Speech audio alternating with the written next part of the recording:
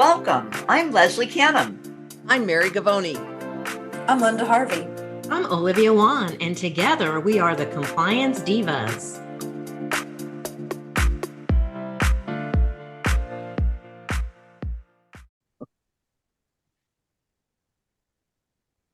Welcome to the Compliance Divas podcast. My name is Olivia Wan, and I'll be your moderator in this episode. In this week's edition, we're talking about training and CE, online or in person. As the Compliance Divas, we bring clarity and simplicity to compliance by navigating regulatory compliance to keep you on course. Please subscribe to the Compliance Divas podcast through your favorite podcast channel or on our website, thecompliancedivas.com. Any resources that we mentioned during the podcast can be found on our website. You may also submit your questions to support@thecompliancedivas.com. So training and CE, online or in person, maybe as the safety manager, you're trying to select courses for the remainder of the year, or as a participant, you're trying to determine which courses that you will attend. So with all of the different options that are available, we have to select what best suits our organization. And who better to ask than the Compliance Divas, who have so much experience both in platform work and remote work, as well as going into dental offices and providing hands-on training. So I wanted to start with our diva, Mary, and have her discuss with us some considerations as it relates to the dental board requirements, such as in some states for the hygienist having X amount of online CE versus in person, and how we even look up that information, Mary. That always is a question that I get.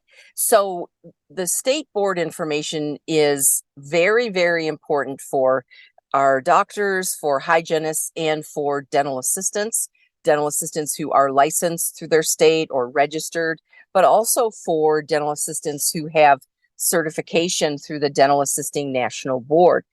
And each different state has different requirements, as in number of hours for CE.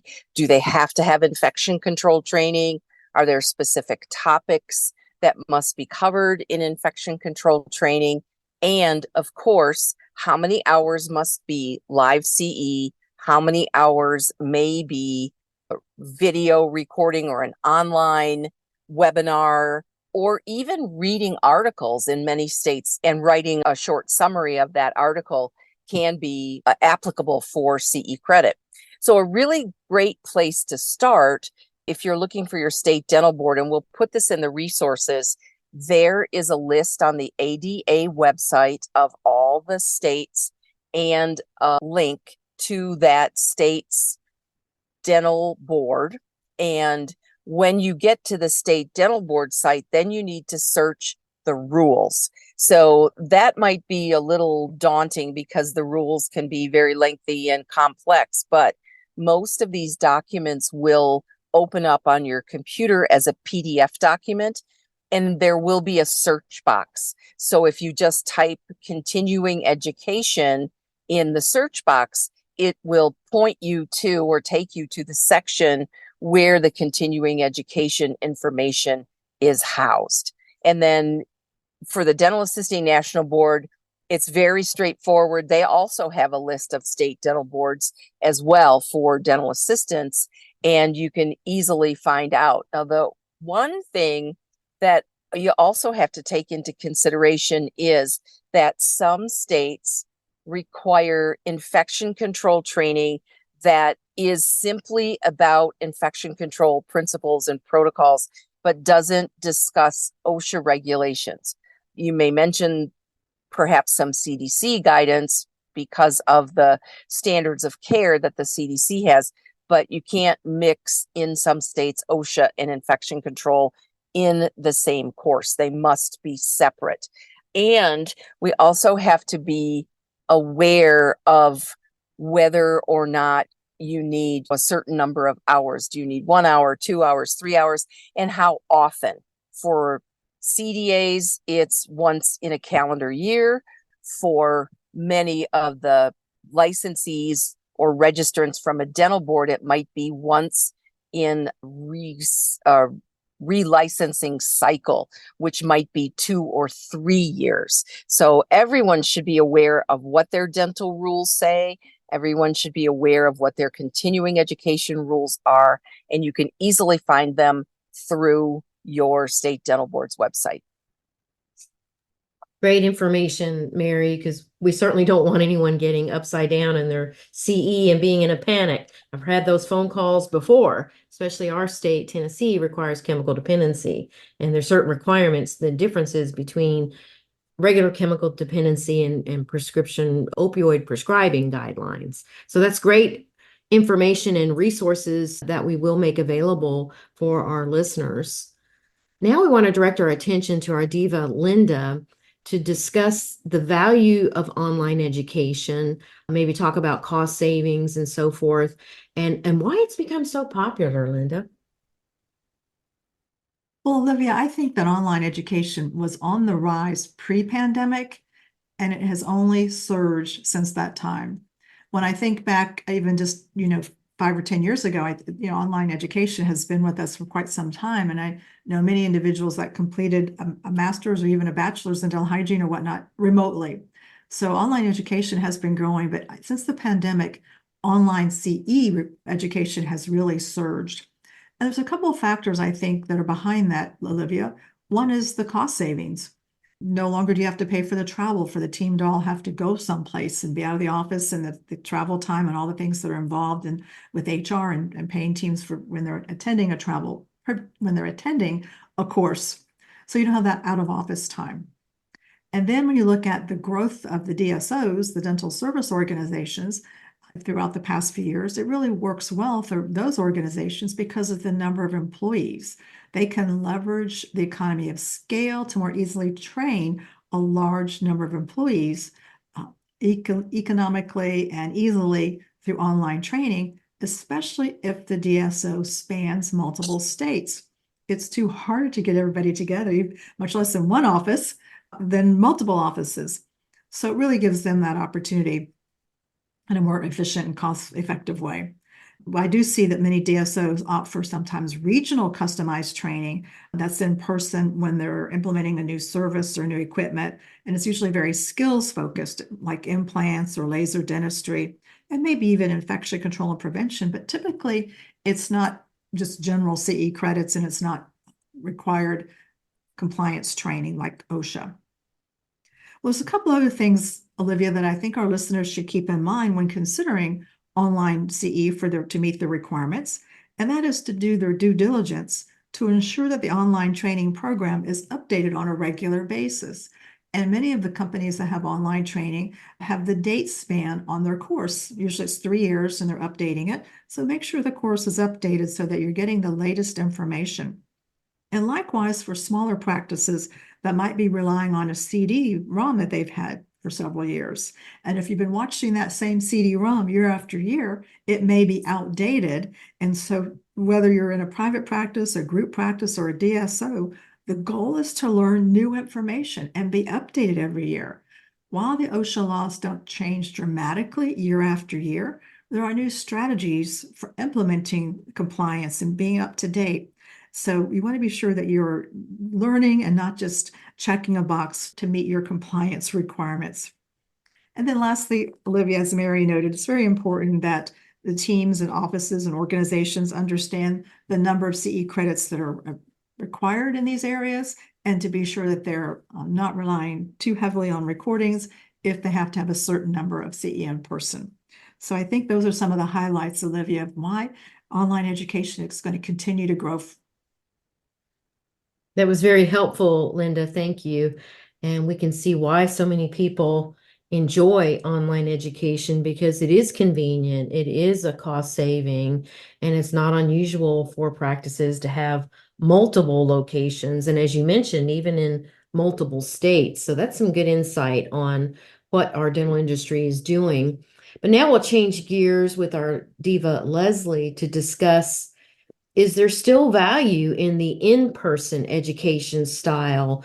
And can you elaborate on hands-on activities, the benefit of direct observations, and even the synergy of working directly with the participants? Leslie, what's your thought?